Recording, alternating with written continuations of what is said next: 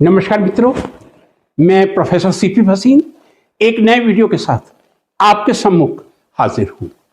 मित्रों, आज का ये मेरा वीडियो रामायण के परिप्रेक्ष्य में और नारी की अस्मिता को केंद्र में रखते हुए, या ये कह दूं नारी सम्मान को केंद्र में रखते हुए हिंदी के दो शब्दों पर आधारित है। मित्रों, एक शब्द हम सब जानते हैं और वो शब्द है मर्यादा पुरुषोत्तम। ये शब्द उतना ही पुराना है जितना पुराना भगवान राम का जन्म और भगवान राम की जीवन गाथा रही है। जितना पुराना रामचरितमानस और रामायण है उतना ही पुराना मर्यादा पुरुषोत्तम शब्द है, क्योंकि राम से बड़ा पुरुषों में उत्तम पुरुषोत्तम कोई नहीं हुआ है। मर्यादा पुरुषोत्तम का मतलब यह है, मर्यादा हम सब समझते हैं, पुरुषोत्तम यदि मैं संधि विच्छेद करूं, पुरुष प्लस उत्तम, यानी आ प्लस उ संधि को जोड़ के पुरुषोत्तम बनता है। और हम सब भगवान राम को मर्यादा पुरुषोत्तम कहते हैं। और कहीं इसमें किसी के मन में संदेह होता है तो मैं ये कहूंगा बहुत बड़ा पाप उसके मन में उठता है। भगवान से बड़ा मर्यादा पुरुषोत्तम व्यक्ति ना इस युग में इतिहास में अभी तक हुआ है ना आगे होगा। लेकिन मित्रों, जब हम पढ़ते हैं और जब चिंतन मनन करते हैं, मन में एक उद्वेग विद्वेग जागृत होता है। तब कई बार ऐसी परिस्थितियां आ जाती हैं जब व्यक्ति किंग कर्तव्य विमूढ़ डायलेमा की कंडीशन में दूसरों से अपने विचारों को शेयर करके ज्ञान प्राप्ति की चेष्टा करता है। यही चेष्टा मैंने की है। ये मित्रों, मर्यादा पुरुषोत्तम हम सब जानते हैं। कोई भारत का ऐसा नागरिक नहीं होगा जिसने मर्यादा पुरुषोत्तम नाम नहीं सुना होगा। लेकिन जीवन में अनेक सज्जन ऐसे मिलेंगे जिनका नाम पुरुषोत्तम होता है। पुरुषोत्तम नाम के अनेक व्यक्ति मिलेंगे और पुरुषोत्तम का अर्थ वही जो पुरुषों में उत्तम। अब जरा मेरी बात को ध्यान से सुन लीजिएगा। जो उद्वेग मेरे मन में है वो ये है कि यदि पुरुषों में उत्तम है हम उसे पुरुषोत्तम कहेंगे। क्या स्त्रियों में कोई उत्तम स्त्री नहीं हो सकती?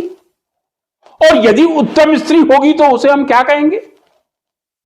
उसे स्त्री उत्तम कहेंगे, क्योंकि जैसे मैंने बताया, पुरुष प्लस उत्तम की संधि आ प्लस उ पुरुषोत्तम बनाती है। ठीक इसी तरह स्त्री प्लस उत्तम की संधि स्त्रीयोत्तम बनाएगी। क्या आज दिन तक किसी ने स्त्रीयोत्तम शब्द सुना? पुरुषोत्तम नाम बहुत कॉमन है, कई लोगों का मिल जाएगा। क्या कारण है? स्त्रीयोत्तम शब्द हमने नहीं सुना। जाना पड़ेगा वही अपने प्राचीन संस्कृति पर, अपने ग्रंथों पर। जब जब कोई समस्या उभरती है तो उसका उत्तर हमारे विशाल भारतीय ज्ञान के भंडार से ही मिलता है। और जब आप ज्ञान के भंडार में डुबकी लगाएंगे तब तक आपकी मस्तिष्क में आशंकाओं के नए बादल भी उभरेंगे। मित्रों, क्या कारण है? पुरुषोत्तम शब्द है, लेकिन स्त्रीयोत्तम सही प्रोनाउंस कर रहा हूं, उच्चारित कर रहा हूं। स्त्रीयोत्तम शब्द कभी देखने को नहीं मिलता। क्या आपने किसी नारी का नाम देखा है स्त्रीयोत्तम? यदि देखा हो तो कमेंट बॉक्स में जरूर कमेंट करें। प्रश्न ये आता है, मैंने आपसे कहा, इस युग में और आने वाले युग में जब तक पृथ्वी चल रही है, कोई दूसरा मर्यादा पुरुषोत्तम मेरे भगवान राम से बड़ा नहीं हो सकता। प्रश्न एक दिमाग में उठता है, भगवान राम क्या स्वयं भगवान बने थे या उनको किसी ने बनाया था? यदि भगवान राम को किसी ने भगवान बनाया था तो वो कौन ऐसा व्यक्ति था जिसको एक साधारण राम पुरुष से मर्यादा पुरुषोत्तम भगवान राम के स्तर तक लाया? वो व्यक्ति कौन हो सकता है? क्या वो व्यक्ति आपको स्त्रीयोत्तम नहीं लगती? क्या वो कोई ऐसी स्त्री नहीं लगती जो स्त्रियों में सबसे उत्तम है और उसको स्त्रीयोत्तम कहा जाए? जहां तक मेरा मस्तिष्क इस बात को लेके उद्वेलित हुआ है मैं इसी निष्कर्ष पर पहुंचा हूं कि यदि भगवान राम को राम किसी ने बनाया था तो माता सीता थी। यदि माता सीता नहीं होती तो शायद आज भगवान राम नहीं, वो एक केवल द्वापर युग के एक रघुवंश कुल के दशरथ के पुत्र राम के रूप में ही जाने जाते। अब आप सोच रहे होंगे कि माता सीता ने किस तरह उनको भगवान बना दिया।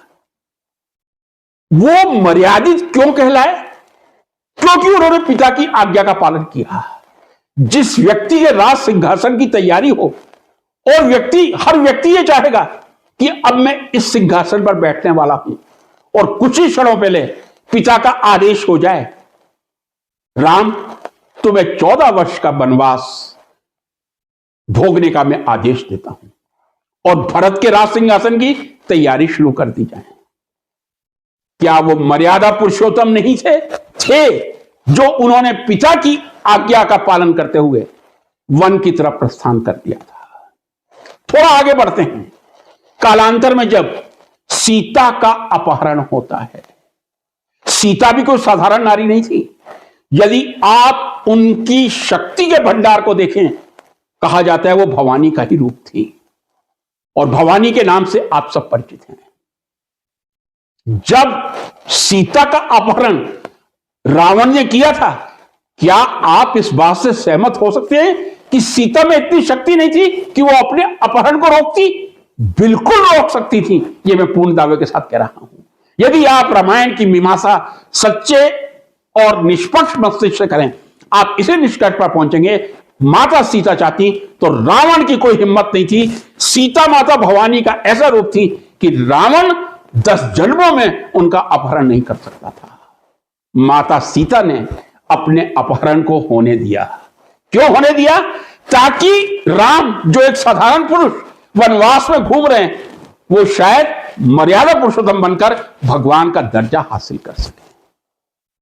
उसके बाद जब भगवान राम की अंगूठी लेकर राम के परम भक्त हनुमान सीता के पास वाटिका में जाते हैं और अंगूठी देखकर मां सीता उन्हें पहचान लेती है, राम का स्मरण तुरंत सीता के मस्तिष्क में आया होगा।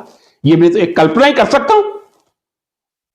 क्या हनुमान जी, जिनमें इतनी अपार शक्ति थी, क्या उन्होंने सीता को यह नहीं कहा होगा कि हे सीते, हे मां सीते, मैं गलत बोल रहा, हे मां सीते, चलो इस रावण के चंगुल से 1 मिनट में मैं आपको मुक्त करवाता हूं। क्या हनुमान जी की शक्ति से आप लोग परिचित नहीं हैं? 1 मिनट में पूरी लंका का दहन करके पवन पुत्र हनुमान सीता को अपने कंधे पर बैठाकर भगवान राम के चरणों में जाकर समर्पित कर सकते थे। और उन्होंने ये चेष्टा भी की थी। सीता जी के सामने ये प्रस्ताव रखा था, सीते मां मुझे ये अनुमति दो कि मैं इस लंका को भस्म करके आपको भगवान राम, श्री राम के चरणों में जाकर समर्पित कर दूं।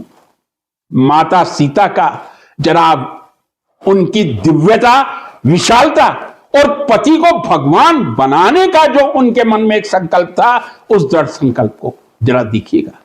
माता कहती हैं, हनुमान नहीं हो सकता है कहीं इस प्रकार के चेष्टा से मुझे या तुम्हें कहीं शारीरिक हानि हो जाए।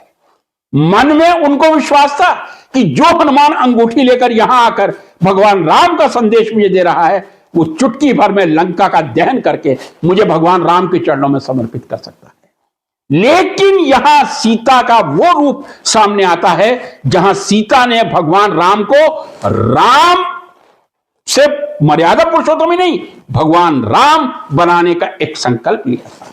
वो चाहती थी कि जो श्रेय मेरे पति को मिलना चाहिए, यदि वो हनुमान जी ने श्रेय ले लिया तो मेरे पति मर्यादा पुरुषोत्तम भगवान राम नहीं बन पाएंगे। या मर्यादा पुरुषोत्तम कह दूं, मर्यादा पुरुषोत्तम तो वो बन गए थे क्योंकि उन्होंने राज सिंहासन का त्याग कर वन की तरफ मुख कर लिया था।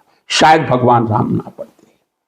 तो क्या अब यदि मैं एक प्रश्न चिन्ह करूं, मर्यादा पुरुषोत्तम राम अधिक महान थे या हमारी माता सीता, वो स्त्रियों में सबसे उत्तम स्त्रियोत्तम थी? मर्यादा पुरुषोत्तम राम थे या मर्यादा स्त्रियोत्तम सीता थी? मेरा मन यही कहता है, मेरा मस्तिष्क यही कहता है। दोनों की तुलना नहीं की जा सकती, दोनों की महानता अपार है, लेकिन शायद सीता माता और राम में से यदि एक को पूछा जाए, मैं कहूंगा सीता माता का स्त्रियोत्तम होना, जो अभी तक कहीं शब्द दिखाई नहीं देता, वो ज्यादा सार्थक प्रतीक होता है। भगवान राम को राम बनाया था तो वो सीता माता ने बनाया था। लेकिन ये भी हमारे शास्त्रों की एक विचित्र स्थिति कहूंगा, विडंबना कहूंगा तो कुछ लोगों को बुरा लग जाएगा, वैसे सही शब्द तो विडंबना ही है। भगवान राम के मंदिर आपको बहुत मिलेंगे, जहां भगवान राम के मंदिर मिलेंगे वो साथ में सीता मिलेंगी, लक्ष्मण जी मिलेंगे। क्या केवल कोई सीता का मंदिर है? हाँ है।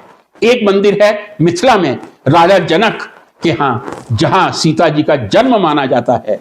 मैं कह रहा हूं जन्म माना जाता है, चाहे वो खेत में हल चलाते हुए जनक को मिली थी या उनका जन्म हुआ था, ये मैं भी नहीं कह सकता। लेकिन मिथिला में एक सीता का मंदिर मिलेगा, बाकी आपको सीता माता का कहीं कोई मंदिर मिलेगा। सीताराम हम कहते हैं और हम ये कहते हैं कि हम स्त्रियों को सम्मान दे रहे हैं।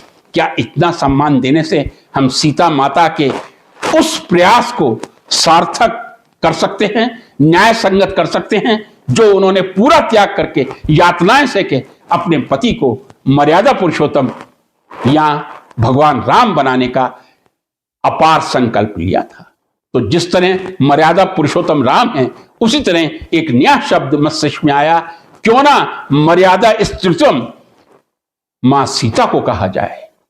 और मैं समझता हूं यदि हम हिंदी में गहराई से जाएं, स्त्रीत्वम शब्द और उसके साथ मर्यादा जुड़ जाए, तो मर्यादा स्त्रीत्व, सीता माता की जो मर्यादा है वो भगवान राम से आगे निकल जाती है। मैं समझता हूं ये मेरा वीडियो आपको पसंद आया होगा। कृपया कमेंट करें। नमस्कार।